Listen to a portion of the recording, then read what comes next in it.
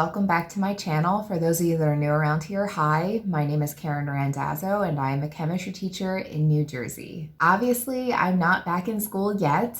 Getting close. We start the first week of September with meetings and whatnot, and then the students come back the following week. But I have been very busy getting ready for the school year by planning curriculum. And so over the last 2 weeks, I've been looking at my AP curriculum, I've been looking at CP and honors curriculum, and obviously I'm not going to talk much about the AP curriculum because that's clearly governed by the College Board. But we've made some major changes in our CP and honors curriculum. Over the last week, I have worked with 3 other chemistry teachers to take our curriculum to the next level and try to better align it to the next generation science standards. When we did the revision about 5 or 6 years ago, we kind of did what we thought was right. And now that we have gone through the NGSS and we have a good number of years under our belt, we spent some time talking about the things that we feel that we want to change to better align ourselves with the standards. Now, if you're not sure what the next generation science standards are, or NGSS, really what they represent are a set of standards that engage our students in learning science by doing science. That's really the summary. But it's embedded in what we call 3-dimensional learning. So for example, there's the content, right? The disciplinary core ideas, that's what we call them, or the DCIs. But then the way that the students learn the content and make sense of the content is through cross-cutting concepts. So with cross-cutting concepts, students are focused on different things like patterns, for example, to explain phenomena. And then finally, there's the science and engineering practices, where your students are engaging in scientific practices to learn the information. Implementing the NGSS is very, very stressful for a lot of teachers, mostly because everybody's interpretation is different. If you just look it up on the internet, you can see that there's so many different ways that teachers are incorporating the standards and how they believe that they should be interpreted. I know when we first started, there was no particular DCI for kinetic molecular theory and incorporating gas laws or even acids and bases. And so we thought, you know what, we're just not going to do it. And that made us really think to ourselves, wow, like how could we be eliminating one of the most important theories in all of science? And now after going back through our curriculum, we've made some significant changes from the last time we revised our curriculum. So again, I want to start the conversation by saying, as a disclaimer, everybody is on their own journey. This is a judgment-free zone whenever we talk about the NGSS, because I've been where you are. I've been really stressed out trying to figure out and decipher what these mean. So I'm going to share some things that myself and my PLC talked about and things that we've incorporated into our curriculum now that we've gone through our first revision. It is, however, by no means perfect. Everybody, again, are in their different journeys through the next generation science standards. We just feel that we've done some things that can definitely help other teachers plan and implement this in their classroom. When we first did our revision to the next generation science standards, we spent a lot of time looking for phenomena that we can incorporate into every single unit. That was our major goal. We wanted to take a certain out of the classroom experience that we could bring into the classroom and explain. But if you look on a lot of the different NGSS websites, some of them are just so overwhelming, and it's really hard for students to tease out what they're supposed to be explaining or what models they're supposed to be creating. So the goal of myself and my PLC was to spend some time picking phenomena that we can really get to the meat of what's going on and not make it so convoluted with all these different conditions and parameters. And so an example of a really simple phenomenon that we've incorporated was for our atomic structure unit, where we look at the static electricity phenomenon. Why is it that when you rub a balloon on your head and you place it on the wall, does it stick there? And so that helps us to get down to the fact that, hey, there are these charged particles within matter. And then we move into, well, those charged particles are electrons and protons. And so we have our students create explanatory models. And as the unit progresses, the students can go back and revisit the model that they initially created and revise it. Now, the latter part, I'll be honest, is something that I struggle with all the time, because I feel like once we get started with the content, I want to keep going and not go back to the original model.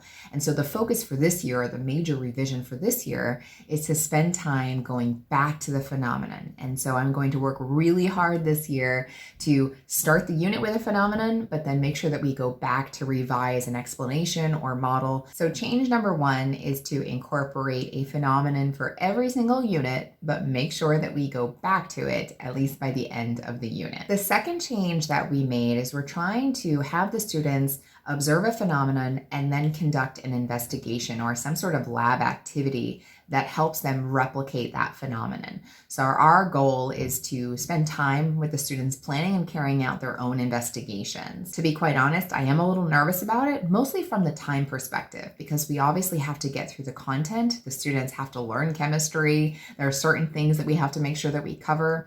So the carrying out investigations can be a little rough in terms of time, but I'm hopeful that this year, since we are in person right now, we're going to have the ability to use our lab periods to do just that. The third thing that we hope to incorporate into our curriculum is the use of inquiry. Our hope is to have the students engage in a phenomenon, then have them spend time creating an experiment, and then work through a POGIL activity that will allow them to learn the content and spend more time kind of sorting it out and understanding it with their learning teams. Once the students complete the POGIL, then they can go back and spend time revising their models. But it's not always such a good idea to keep going back to the same phenomenon. We always want to see what our students have learned by applying it to new scenarios. So that's why the fourth major change that we're looking at is having students extend the idea. So we've shown them a phenomenon, a really simple phenomenon, for example, like the static electricity phenomenon. And then we move into, at the end of the unit, how can we extend the idea by giving them some sort of different phenomenon that they can explain using the concepts and skills that they've learned. So you may say, how else are you changing your curriculum? Well, we did reorder the topics just a little bit. In years past, we have started with atomic structure, but this coming school year, we're actually starting with gases. And this was not my suggestion. A colleague of mine suggested this, which I think is just brilliant, because the number one thing that I find that students struggle with the most is the math in chemistry. And so one of the things that we can do now is we can see where the students are in terms of their math skills. We can also have the students start creating particle models pretty easily. I think this topic would be a little bit easier and lend itself a little bit more easily to actually creating a particle model.